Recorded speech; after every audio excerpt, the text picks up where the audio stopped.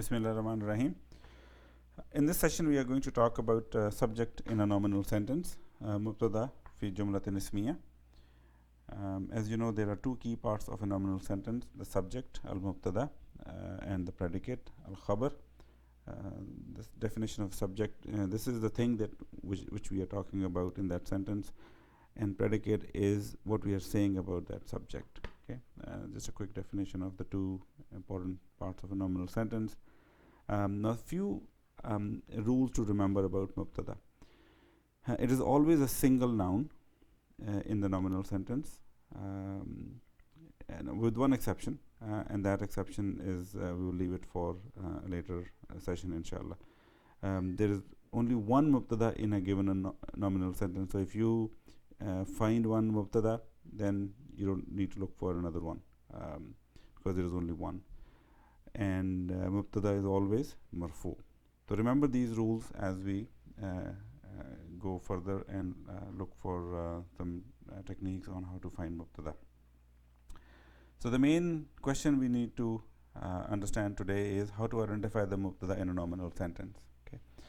Now, I think before we go there, let's understand what does the word mubtada mean actually. Well, it comes from a verb called ibtada, okay, which basically means to begin. Okay. And mubtada itself means that which is at the beginning.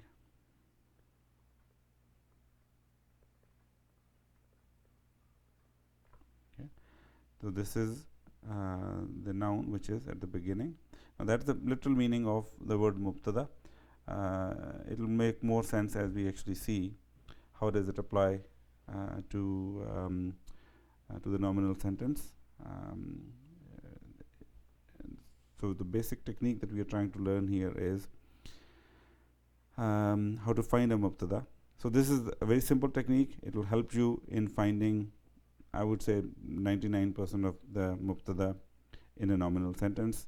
That 1% of the exception is such a rare exception that I do not believe we need to talk about it right now. So let's just keep it simple.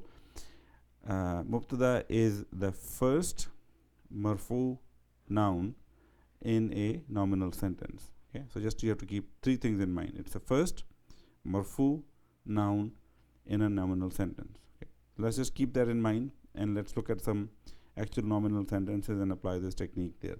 Now, typically when you look at a nominal sentence, you should always try to find the mubtada in it as your first thing that you're looking for before you find khabar or anything else.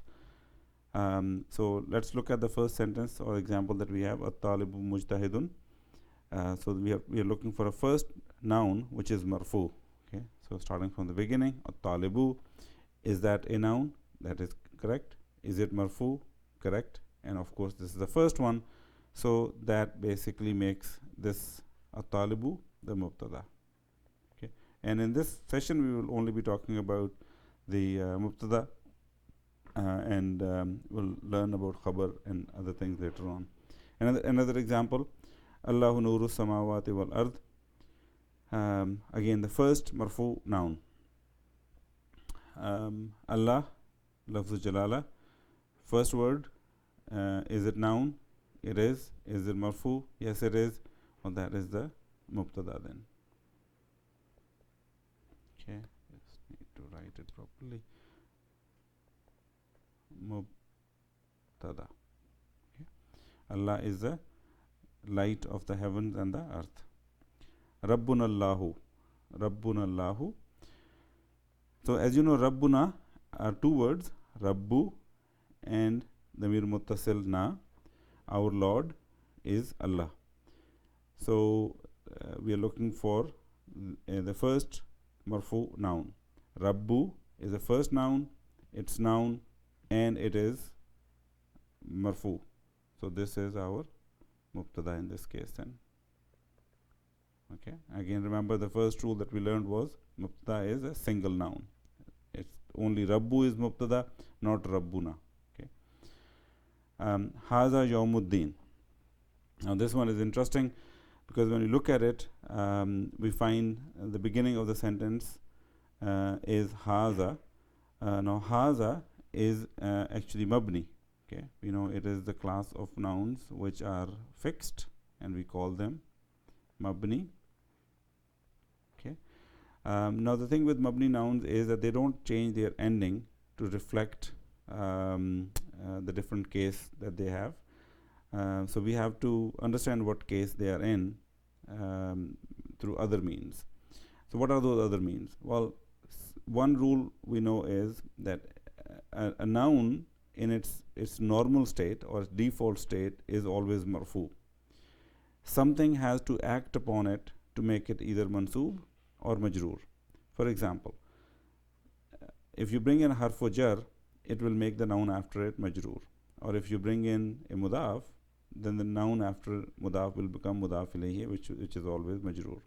Similarly, if you bring inna, it will make the noun after it mansoob. But if there is nothing acting on that noun, then the noun will always be in a marfu state. So haza here is at the beginning of a sentence. There is nothing before it for it to change its state. So haza basically in this case it is in a state of marfu. State of marfu. Okay, so we are looking for the first noun which is marfu, which in this case actually is haza. Hence it is mubtada. Okay. Hence it is mubtada. And then Yawmuddin, the day of recompense. This is the day of recompense. And then same applies to any other ismul ishara. Hazihi, zalika, tilka. Whenever they come at the beginning of a sentence, they basically become mubtada. Okay, so that's a simple rule to remember moving forward. Huwallahu. Huwa is also mabni. Is also mabni. It is actually a damir munfasil, a detached pronoun. And we actually also know that detached pronouns are always marfu. They're always marfu. Okay, so that is the first noun which is coming as which is marfu. Hence this is mubtada. Huwallahu, he is Allah. And again, now you can apply the same rule to any other sentence which is starting with a detached pronoun. For example, if somebody says ana talibun, okay, so ana is a damir munfasil, which we know is always marfu, so hence it is mubtada. Moving on, lillahil hamd. Lillahil hamd. Okay. So first we do the breakdown of the very first word. Lillahi is two words, harfu jar li, followed by lafzu jalala Allahi, and then the word alhamdu. So we are looking for the first noun. Li is a harf, okay, so that doesn't qualify. Allahi, it is a noun, but it is majroor, so it doesn't qualify for the marfu condition. Then we come across alhamdu. Now this is noun and it is marfu, and it is the first one that we have encountered, which is actually marfu noun. So this becomes mubtada. Okay, so in this case, mubtada actually is coming later, and the khabar is actually before the mubtada, and this can happen. In this case, it is happening because the emphasis is on lillahi. Now here is another example where we have a zarf. Tahta shajarati rajulun. So again, applying the same rule, we are looking for the first noun which is marfu. Tahta is a zarf, okay, which is default state is mansoob. Shajarati is mudaf ilayhi, it is majroor. And then we come across the first noun which is marfu, rajulun, so that is our mubtada. Okay, so this was just a quick rundown of the a simple technique of how to find mubtada in a nominal sentence. Very, very simple technique. Just look for the first marfu noun and you would have found your mubtada. That's really all that I wanted to cover in this session. Thank you very much for watching.